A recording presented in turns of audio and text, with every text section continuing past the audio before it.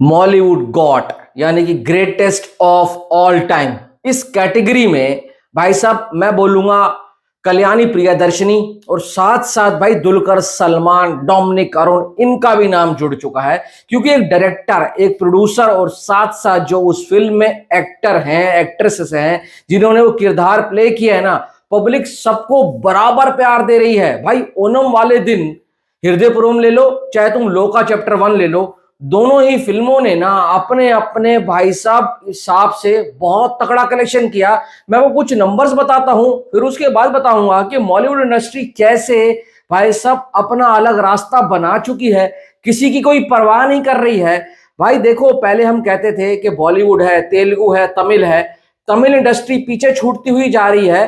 Tamil industry की जगह पर ये आ चुकी है मलयालम इंडस्ट्री, और वो दिन दूर नहीं जब ये भाई साहब सबको पछाड़कर सबसे ऊपर आ जाएगी। क्योंकि इनकी जो फिल्मोग्राफी है, जो इनका सिनेमा को कहने का तरीका है ना, सबसे यूनिक है, सबसे अलग है। कम पैसे में वो बात कहकर जाते हैं जो और इंडस्ट्रीज 500-500 करोड़ लगाकर भी नहीं कह पाती हैं। अब लोका ने 10 दिन के अंदर अंदर केरला बॉक्स ऑफिस से 51.65 करोड़ का बिजनेस कर लिया है। हृदय पूर्वम ने कर लिया है 26.10 करोड़ का। भाई साहब जो 6 सितंबर का दिन था ना, वो इनके लिए सबसे जबरदस्त रहा था, सबसे बिगेस्ट रहा था। लोका ने केरला करने से 7.19 करोड़, हृदय पूर्वम ने 3.77 करोड़ का कलेक्शन किया था। लोका ना ही सिर्फ इंडिया में कलेक्शन कर रही है, ना ही सिर्फ जीसीसी या फिर गल्फ से कलेक्शन लेकर आ रही है, बल्कि ऑस्ट्रेलिया, न्यूजीलैंड से भी बहुत अच्छा कलेक्शन कर रही है, जर्मनी से भी सॉलिड कलेक्शन कर रही है। तो इतना कह सकते हैं लोका की आंधी भाई साहब सारे रिकॉर्ड्स को उड़ाते हुए जा रही है और हिस्ट्री क्रिएट कर रही है। 150 करोड़ क्लब में ये एंटर कर चुकी है।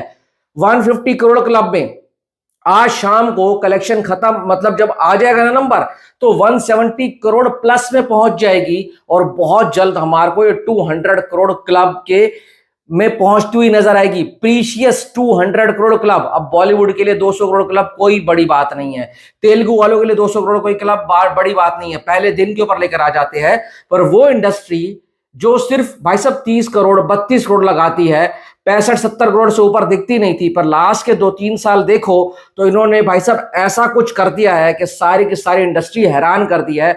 7th मलयालम इंडस्ट्री की फिल्म बन चुकी है जो ये अभी 150 करोड़ में जा चुकी है। ये सिर्फ एक लोग नहीं है, कहने का मतलब है अभी भाई लोका ने सारा कार्यभार संभाल रखा है बॉक्स ऑफिस को उखाड़ने का, साथ साथ हृदय पूर्वम भी धीरे धीरे करते हुए 50 करोड़ से ऊपर पहुंच चुकी है, वो भी 70-80 करोड़ के लाइफ टाइम पर पहुंचेगी।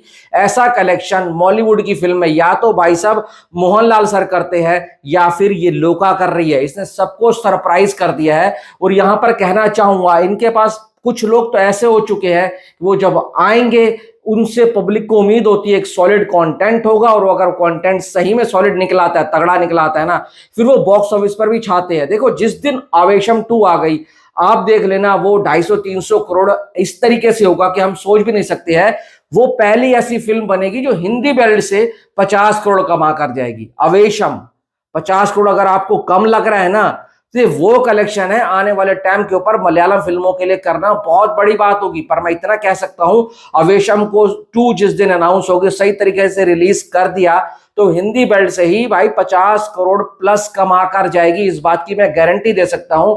और जिस दिन दृश्यम 3 आ गई हिंदी बेल्ट के अंदर ओरिजिनल से डब होकर, वैसे तो अजय देवगन भी बना रहे हैं, अब पता नहीं वो क्या होगा क्या नहीं होगा, पर अगर आपको लगता है कि मलयालम इंडस्ट्री कभी 400 करोड़ क्लब का वर्ल्ड वाइड आंकड़ा छू पाएगी नहीं छू पाएगी, दृश्यम 3 वो फिल्म बनेगी जो इनको 350 से 400 करोड़ क्लब में लेकर जाएगा। बहुत जबरदस्त चीजें चल रही हैं और आने वाले वक्त के ऊपर और फिल्में आ रही हैं। वहां पर पृथ्वीराज सर की भी एक फिल्म का टीजर आया परसों तरसों, थोड़ी बहुत पुष्पा की वाइब दे रहा है, वो सिर्फ पब्लिक को अट्रैक्ट करने के लिए, ताकि पब्लिक के बीच में बातें होने लग जाए। पर मैं आपको इस बात की गारंटी देता हूं, पृथ्वीराज सुकुमार वो एक्टर है जो सबसे यूनिक फिल्में बनाने के लिए जाना जाता है।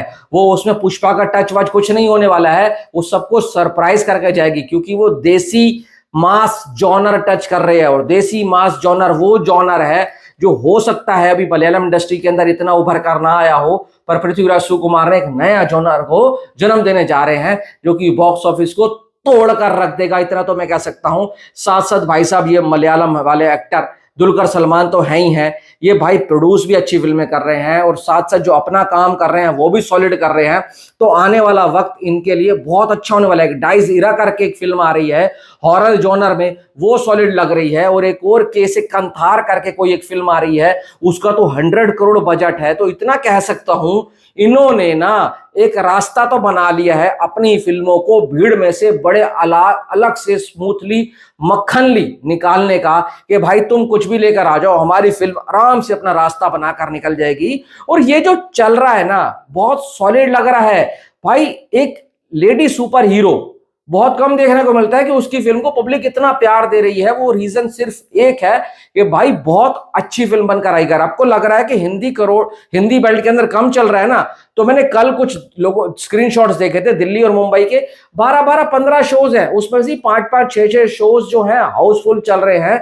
बहुत मिनिमम रिलीज है, बहुत मिनिमम रिलीज के बीच में भी अगर ये 4-5 शोज को डेली बेसिस पे हाउसफुल कर रही है तो बहुत अच्छी बात है। देखो, अगर हिंदी बेल्ट से आपने बहुत ज्यादा उम्मीद लगाई थी इस तरीके की रिलीज से, तो फिर आपने लगता है हिंदी बेल्ट का होमवर्क ही नहीं किया।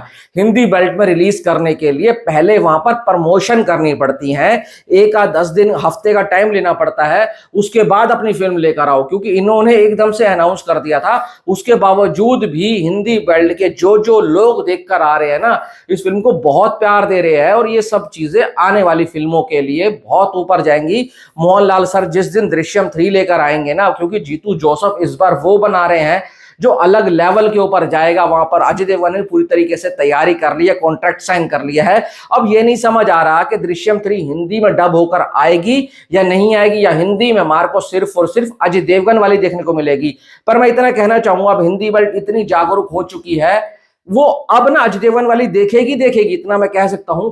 पर मोहनलाल सर वाली जो ओरिजिनल लैंग्वेज में आएगी ना, वो भी जरूर देखने जाएगी। तो इसलिए अब रीमेक का धंधा इन्होंने बंद कर दिया है, और ये सबसे अच्छी बात है। रीमेक का धंधा अगर बंद हो जाता है ना, तो ओरिजिनल फिल्मों को बहुत ज्यादा प्रेज मिलता है। इसलिए मैंने बोला है कि बॉलीवुड वाले गॉड हैं, God, greatest of all time. उन्होंने ना ही सिर्फ अपनी मार्केट को पकड़ा है, उन्होंने हिंदी मार्केट को भी धीरे धीरे करते हुए कैप्चर करना शुरू कर दिया है। अब सोचो, जिस हिसाब से उनकी डब फिल्में हिंदी मार्केट में बातें होने लग गई हैं, चलने लग गई हैं, पैसे कमाने लग गई हैं, अगर वो प्रॉपरली सिंसियरली सीरियस होकर अपनी फिल्मों को डे 1 से ही हिंदी मार्केट में प्रमोट करना शुरू कर दें, और साथ साथ जैसे भाई साहब बॉलीवुड के अंदर रिलीज होती हैं इनकी अपनी ओरिजिनल लैंग्वेज के अंदर, और हिंदी में अगर प्रमोशन करके हिंदी में साथ साथ रिलीज करें ना, तो ये वो फिल्में बन जाएंगी जैसे तेलुगु वाली फिल्में हिंदी मार्केट के अंदर काम करती हैं। तो वो होगा, 2 से 4 साल और लगेंगे, वो होगा, वो दिन दूर नहीं है।